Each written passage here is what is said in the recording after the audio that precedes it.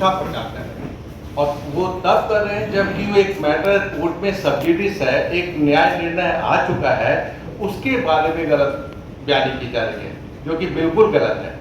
मैंने उस न्याय निर्णय को अध्ययन किया है, अच्छे से अध्ययन किया है, और तब उनको देखा है तो आश्चर्य होता है कि हमारे कांग्रेस पार्टी के प्रवक्ता या कांग्रेस पार्टी के ट्विटर हैंडल से या एक माननीय सदस्य जो है, सांसद महोदय, ऐसी टिप्पणियां कर रहे हैं कि नकली दवाई बनाई गई, जहर का व्यापारी हैं जीवेश मिश्रा जी।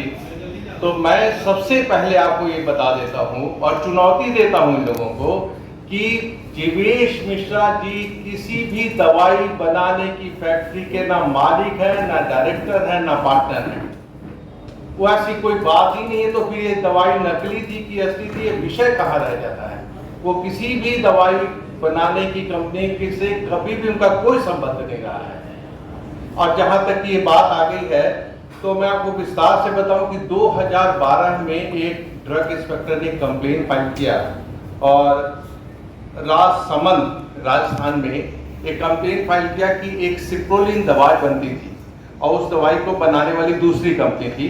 तो साहब हमने टेस्ट कराया तो टेस्ट में तो इनका सिप्रोफ्लॉक्सासिन उसका जो कंपाउंड है वो पूरा था, जितना मानक दर्जे में था उतना होना चाहिए उतना था। डिसोल्यूशन एक प्रक्रिया होती है जो कि अगर आप सैंपलिंग और सीजर ठीक से नहीं करेंगे, उसमें मॉइस्चर आ जाएगा, उसको एक अच्छे टेम्परेचर पे नहीं रखेंगे जितना रिक्वायर्ड है, तो वो वैरी कर सकता था। तो डिसोल्यूशन का जो परसेंटेज था वो वैरी किया। कोई रिपोर्ट नहीं आई कि ये दवाई नकली है, ये फर्जी है, अडल्ट्रेटेड है, या इसमें किसी का मिलावट है, या जैसा ये कहते हैं कि नकली दवाई और जहर के सौदागर किसी की मृत्यु हुई है, कोई बीमार भी हुआ है। कोई प्राइवेट कंप्लेन किसी भी तरह का उस मैन्युफैक्चरर के खिलाफ भी दाखिल नहीं हुआ गया। हम चूंकि एक संस्था से जुड़े हैं, ऑल्टो केयर प्राइवेट लिमिटेड, जो कि उसका डिस्ट्रीब्यूट करती थी दवाइयों को, हमारा लिंक सिर्फ उतना था। तो टेक्निकली हमको भी पार्टी बना दिया गया।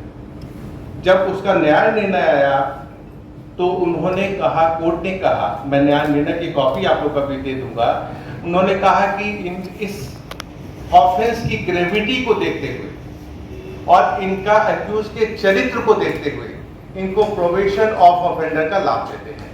यानी कोई सेंटेंस नहीं, सजा नहीं, पनिशमेंट नहीं, कोई पेनल्टी नहीं, कोई फाइन नहीं, कुछ नहीं किया गया।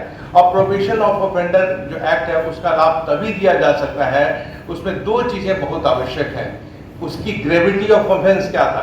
कोई आदमी नकली दवाई बनाएगा, जहरीली दवाई बनाएगा, उसको प्रोबेशन ऑफ ऑफेंडर का लाभ नहीं दिया जा सकता है। कोई आदमी मर्डर करेगा, उसको प्रोबेशन ऑफ ऑफेंडर का लाभ नहीं दिया जा सकता है।